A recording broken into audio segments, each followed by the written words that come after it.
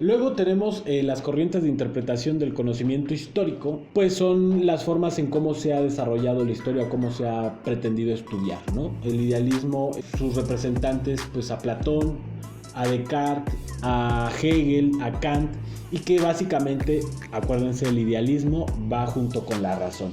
La lógica, la forma de entender el mundo, pues estaba enfocando en la razón.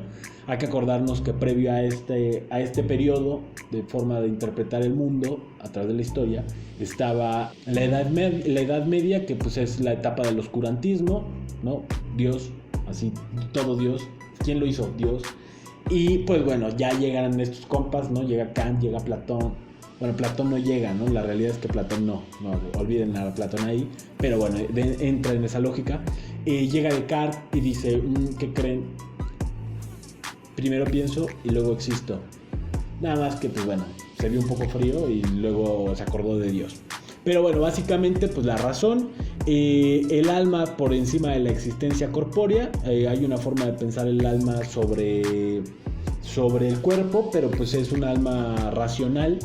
Tenemos también el desarrollo del Estado. Se empieza a pensar al Estado de otra forma a cómo se ha venido pensando, a otro desarrollo de cómo se debe organizar la sociedad. El desarrollo de las civilizaciones, las culturas y las instituciones, como la fenomenología del espíritu.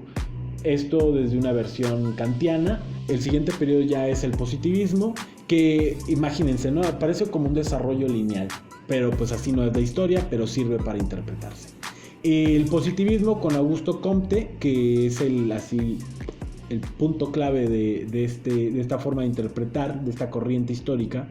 Tenemos también a Mommsen, a Theodor Mommsen, a Emil Durkheim, y es la banda que espera todo de documentos, ¿no? Todo en un papel, todo archivado.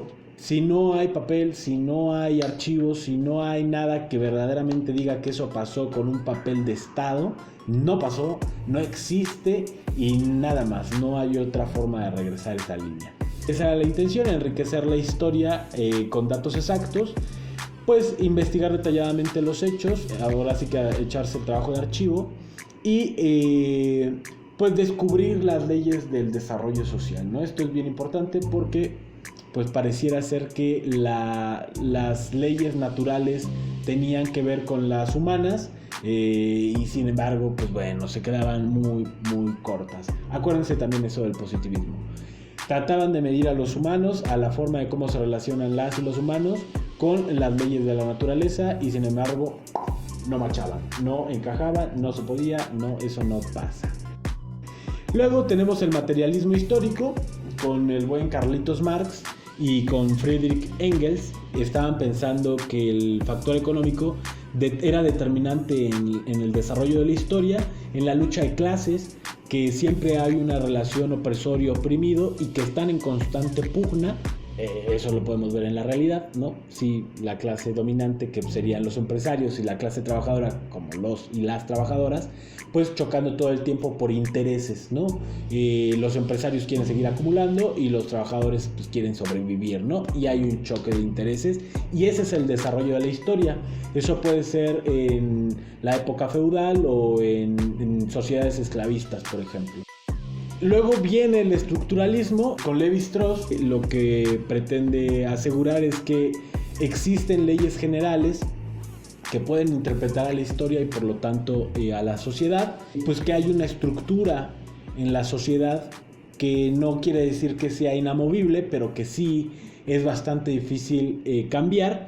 Y además, pues bueno, hay un intento de reconstruir un fenómeno para encontrar reglas de su funcionamiento que pues parte del positivismo, ¿no? Sin embargo, pues ya está pensándose en una situación mucho más grande, dígase estructural, y que entonces no pasa por la forma relacional uno a uno o una a una, sino que pues es histórico, ¿no? Son situaciones históricas que afectan a la sociedad. Luego tenemos el historicismo con Leopold Van Rank, Wilhelm Daphne, Arnold Toynbee y José Ortega y Gasset, ¿no? Esos son los más representativos. Pues lo que apostaban era que el suceso histórico pues ahora sí que es único e irrepetible. Niegan la existencia de leyes históricas, establecen que los valores que resultan de la evolución histórica, aquí la banda está pensando en otra forma de cómo se hace la historia, ¿no? Que no es ese círculo cíclico de siempre se regresa a lo mismo, sino que a lo mejor puede ser que sí haya cosas que se parezcan a otras en distintos momentos históricos, pero no quiere decir que sea lo mismo, sino que tienen similitudes y por lo tanto esos círculos que parecieran ser, pues Borges mencionaba pues que la historia era una espiral, ¿no? Es una espiral porque pues claro, tiene sentido, si hay algo que se parece, pues se puede estar figurando en el siguiente círculo, pero pues eso no quiere decir que sea lo mismo, porque claro, no es lo mismo. No se está viviendo el mismo momento de 1952 a el momento de 2002, por ejemplo, ¿no? Parece lógico, pero pues hacía falta recalcarlo. Luego tenemos la Escuela de los Anales con Fernando Brodel. Es el que rompe, llega y les da cachetadas a todo el mundo y destaca la importancia del medio geográfico en la historia por la relación que existe, ¿no?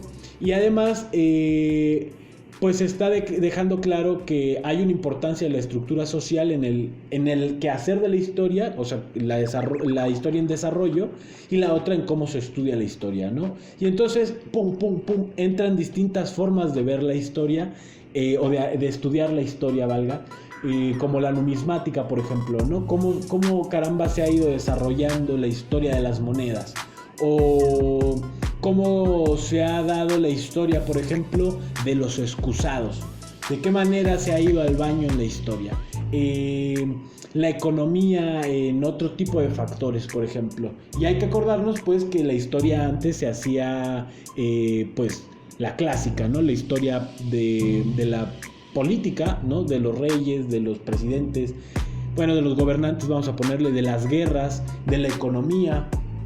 Y entonces pues llega Brodel y dice, párense, por ahí no va, ¿no? Acuérdense de eso de Brodel.